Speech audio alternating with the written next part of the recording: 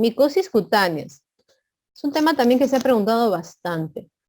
Repasemos. Los casos son muy parecidos para que vean que las preguntas suelen girar en torno al mismo caso clínico, solo que por ahí hay algunas cositas que te intentan hacer confundir. Hablemos en general de tinea capitis, que es lo que probablemente ha sido más preguntado. Recuerda que tinea capitis es la infección micótica del cuero cabelludo. Y esto es clásico del grupo pediátrico. Difícilmente el adulto va a tener este problema. Clásicamente, la clínica es placas de alopecia, es decir, zonas con poco o mínimo cabello. Placas de alopecia que se van a asociar a algo más. ¿Qué cosas? Por ejemplo, te dice descamación, pelo frágil. Por acá también te mencionan cabellos fracturados, superficie descamativa, color cenizo. Digamos que es muy variada la clínica que va a acompañar a esas placas de alopecia. Eso no hay otra enfermedad en dermatología que sea así tan rica en lesiones asociadas a una placa alopécica que no sea la tinea capitis. Y de hecho, si te das cuenta, en ambos casos clínicos se están hablando de pequeños, de pacientes pediátricos. Y si te quieren dar el síntoma, porque te estoy hablando aquí de los signos de pronto, pero ¿qué síntoma te podrían referir el paciente prurito? Prurito es sinónimo de picazón. Eso es lo que te podrían referir y efectivamente te hablan de que el paciente tiene lesiones pruriginosas en cuero cabelludo, de igual forma en cuero cabelludo. Por ahí te especifican que la placa alopécica es circular. Bueno, te quieren dar más detalles, pero ya te estás pensando en esto que es infeccioso y que es, acuérdate, contagioso. Así que hay que tener mucho cuidado, por eso es que hay que tratar a los pequeñitos cuando tienen este problema, ya que pueden contagiar a los hermanitos. Mira, el signo de exclamación por ahí lo leo, aprovecho en decirlo, ¿no? Signo de exclamación es algo que tú, para efectos del examen, lo vas a ver en una entidad denominada alopecia areata. Alopecia areata es un cuadro más de adultos. También es en cuero cabelludo, pero en este caso adultos sobre todo. No te digo que los niños no lo tengan, pero es de adultos. Y ahí te van a hablar, sí, de placas de alopecia, pero a lo mucho te van a decir pelos en signo de exclamación. Nada más. No te van a decir nada más. No te van a decir pelos rotos, puntos negros, pelos fracturados, pelos frágiles. No te van a decir eso, realmente. Entonces ahí es la gran diferencia. Y es que de verdad son dos entidades muy distintas. Y para efectos del examen ya te digo que te pueden intentar hacer confundir, pero no lo van a lograr porque el signo de exclamación solo lo vas a ver en alopecia areata, no lo vas a ver aquí en tinea capitis. Mira, otra pista que por aquí te dan en la segunda pregunta es esto de acá, adenopatía retroauricular. Esto de la adenopatía retroauricular en un niño que está presentando un problema de cuero cabelludo, en el que tú sospechas tinea capitis, de verdad que es altamente de ayuda para tú darte cuenta que te están efectivamente hablando de tinea capitis, ya que el paciente en reacción a la inflamación suele hacer alguna adenopatía de tipo retroauricular sobre todo. Así que digamos que te están dando varias pistas como para que tú en la primera pregunta, por ejemplo, marques que el paciente está presentando una tinea capitis.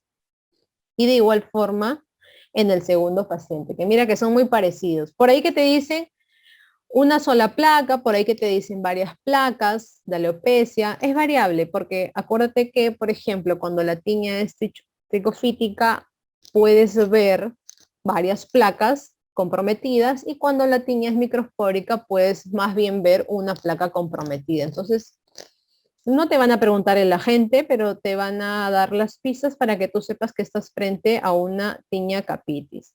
El Queiron es un cuadro demasiado inflamatorio, con gran exudado, con gran eliminación de pus del paciente. Es una tinea tan inflamatoria que es como que hay una especie de un signo en el que tú presionas la piel del paciente, el cuero cabelludo del paciente y exuda a través de las zonas donde hay el cuero, donde están los cabellos, exuda contenido purulento.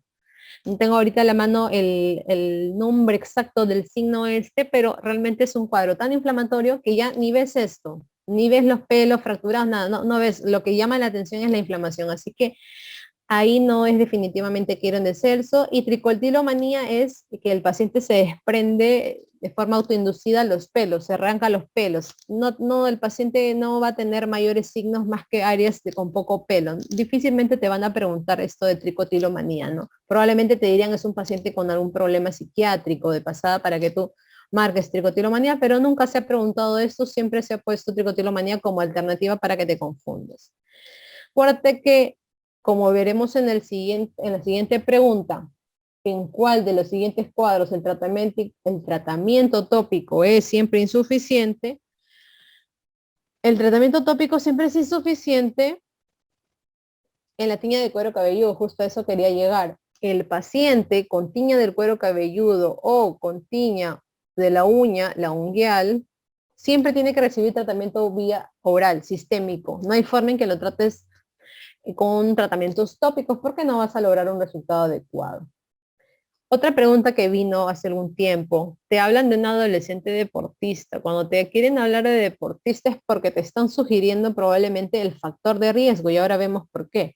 Presenta coloración blanquecina, difusa y engrosamiento con separación distal de la uña del primer dedo de ambos pies. ¿Cuál es el diagnóstico más probable? Aquí la respuesta viene a ser micosis. Probablemente el hecho de que te digan que es deportista te está hablando a ti que es un factor de riesgo para que el paciente sude y sude mucho. Lo que conoces, por ejemplo, como el pie de atleta, ¿verdad? Cuando afecta al pie, entonces ese es un factor de riesgo importante. Pero acá te están hablando de que la estructura afectada es la uña y una onicomicosis.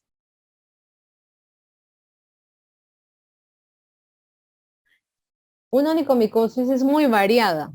Realmente puedes encontrar muchísimas cosas y de hecho ahí te están describiendo tres bien conocidas. Engrosamiento de la uña, a veces también al engrosamiento, algunos lo describen como hiperkeratosis, subunguial también te pueden decir. A veces en vez de decirte coloración blanquecina te dicen leuconiquia, que es el término más correcto. Y la separación distal del lecho unguial es lo que conocemos como onicólisis. Acuérdate que si esta es tu uña, la zona proximal es esta y la zona distal es esta. Y te están diciendo que hay una separación distal, que es lo que se conoce como onicólisis. Entonces, esos son unos de los tantos signos que puedes tú usar para describir una onicomicosis. De repente tú dices, doctor, ¿y por qué no es una psoriasis de la uña? De repente, ¿no? Porque te acuerdas que hemos hablado de psoriasis unguial en algún momento. Mira, si estás en pies y tienes alguna anormalidad en la uña, siempre como tu primera opción vas a pensar en micosis. En segundo lugar ya vas a pensar en otras enfermedades, pero siempre tu primera opción debe ser micosis. Así que aquí todo apunta a que te están hablando de una onicomicosis. Y el agente más frecuente de la onicomicosis, ¿cuál es? Eso sí deberíamos saberlo de memoria, porque es algo que te va a servir igual para la práctica clínica diaria y para que digamos, en el examen, recuerdes que el agente que afecta a la onicomicosis de los pies, mejor dicho, el agente de la onicomicosis, el agente de la tiña pedis, el agente de la tiña cruris, es el mismo. ¿Y cuál es? Pues sí, el T. rubrum, que todos han marcado muy bien. Y que acuérdate que T. rubrum, al T. rubrum le gusta la terbinafina.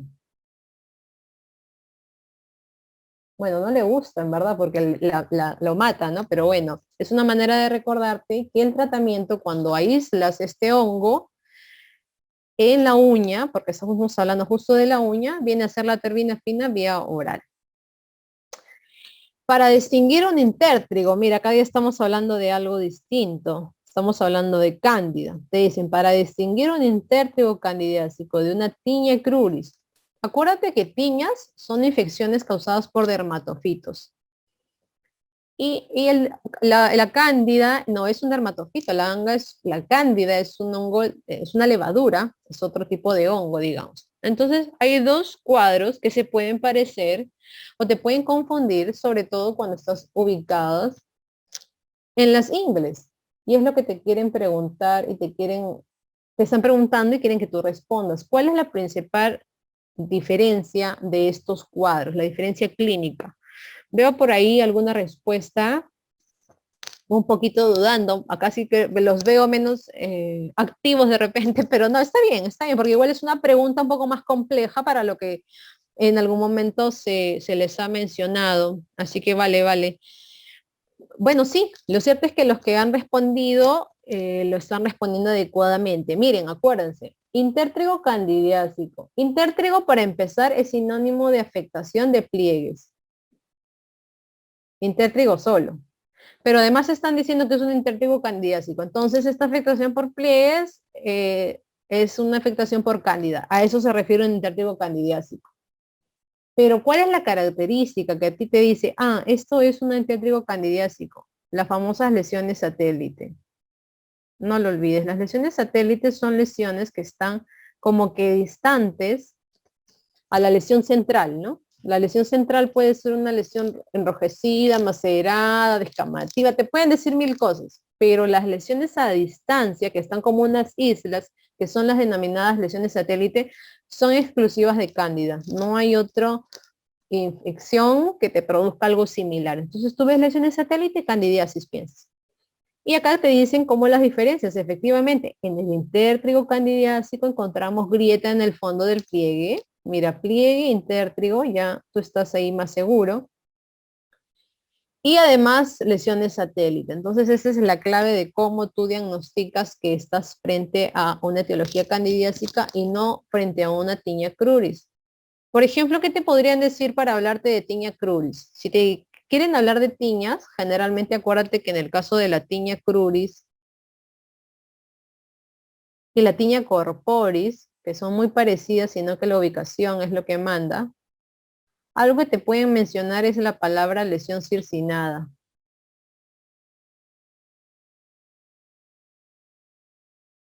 O, digamos, otra manera de llamarla es lesión con bordes más activos. Y es que efectivamente la infección es tal que va como que avanzando, avanzando y cada vez la zona central se va mejorando, por así decirlo, y es la zona más externa la que está siendo la afectada. Eso se le llama lesión circinada. Por afuera es más activa que por adentro. Entonces, esa palabra más bien te va a orientar a ti que estás frente a una tiña de tipo cruris o una tiña de tipo corporis.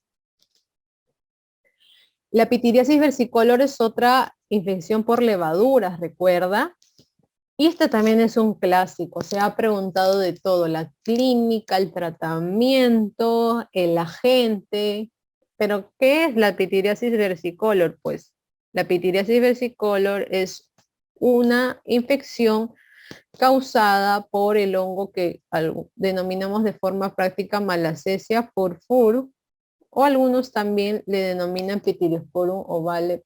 La verdad es que es indistinta la denominación, es intercambiable. De forma práctica ambos nombres equivalen al mismo germen, por así decirlo. Es un hongo del tipo de levadura, como les venía diciendo. Normalmente lo tenemos nosotros en nuestra superficie cutánea. ¿Saben dónde suele vivir con mayor frecuencia? Vive sobre todo en pecho y espalda. Por ahí también en algunas otras zonas de mayor sebo, de mayor humedad, como las zonas debajo del rostro de pronto. Pero sobre todo vive en pecho y espalda. Y vive habitualmente ahí. Pero se da la situación de que factores como el sudor, la secreción de sebo, exagerada, por supuesto, la inmunosupresión o algunos otros factores, el verano, por ejemplo, hacen que este prolifere de lo que era un hongo comensal que no nos provocaba ningún problema, nos da un cuadro denominado pitiriasis versicolor. La pitiriasis versicolor entonces se ubica ¿dónde? Justamente ahí en pecho y en espalda. Las lesiones siempre las vas a ver ahí. Y eso es lo que se ha preguntado, ¿no? ¿Dónde están las lesiones de la pitiriasis versicolor? Pecho y espalda. Por lo general es la zona en donde tú vas a ver. Y la lesión se caracteriza por ser máculas de variados colores. Por eso se llama versicolor. Pueden ser eritematosas, pueden ser rosadas, pueden ser marrones, pueden ser más claras, etcétera. Pero que además estas máculas van a tener encima algo llamado descamación, o sea, unas pequeñas escamas, pero esas escamas son muy finitas, eso es lo clásico. Claro que eso tienes que evaluarlo haciendo un raspado en el paciente, no es, digamos, una obligación, pero se dice que esas escamas son bien finitas, sale como un polvillo. Pero bueno, esa es la clínica de este cuadro, que es bien común. De hecho, quien lo sufre tiene recidivas y cada verano lo suele tener. Por eso es tan frecuentemente preguntado también, ¿no? Y como todo cuadro micótico que está en piel y no está en pelo y no está en uñas, basta que sea tratado de forma tópica y ya está, no hay problema. Recuerda que al ser un hongo comensal, no es un contagio lo que provoca el cuadro, así que no pienses que es un contagio y esto vaya a asustar al paciente o algo por el estilo. ¿La pitiriasis salva es solo en la cara? Sí. La pitiriasis salva, ¿sabes qué significa pitiriasis? Pitiriasis significa descamación. Así que no vayan a pensar que la pitiriasis salva es un hongo, sino más bien es una descamación blanquecina con unos bordes muy mal delimitados, que todo el mundo piensa que es honguito y que todo el mundo le trata como si fuera honguito, pero en realidad es simplemente una respuesta de defensa de la piel. La piel se blanquea un poquito porque está muy seca, porque está muy dañada por el sol. Pero ya te digo que pitiriasis alba no es hongo, es algo totalmente distinto. Otra pregunta que he venido en los últimos años es de esta paciente, ama de casa, 48 años, que presenta un enrojecimiento de los pliegues proximales de las uñas en varios dedos de las manos que ocasionalmente supuran. Es una pregunta yo creo que tal vez para ENAM, para salud, un poco más compleja de lo que debería ser, pero bueno, la pusieron y hay que responderle. Mira, te están hablando de que la uña, esta es la uña, de nuevo la vuelvo a dibujar, este es el dedo, los pliegues, en fin. Ya. La paciente tiene un enrojecimiento de los pliegues, no te está hablando de la uña, no te está hablando de la zona de la piel que está cercana a la uña. Entonces te está hablando de esta zona. Enrojecimiento del pliegue proximal de la uña. Este es el pliegue proximal. ¿Eso cómo lo conocemos? Lo conocemos como perionixis. O también en algunos casos le conocen como paroniquia. En fin, es un poco, básicamente son como que sinónimos. Y te está diciendo que le está pasando son varias uñas de las manos. Entonces, ¿cuál de los siguientes cuadros probablemente es el causante de esto? Pues por supuesto, una paroniquia candidiásica. De pronto una dermatitis de contacto, ya les digo que claro, ustedes leen ama de casa y automáticamente pensamos en dermatitis de contacto, efectivamente es válido pensar en eso, pero la dermatitis de contacto dentro de qué está dentro del grupo de enfermedades denominadas eczemas, acuérdense, y los eczemas que presentan estos pacientes por lo general se van a ubicar en dorso de mano, o sea, en esa parte.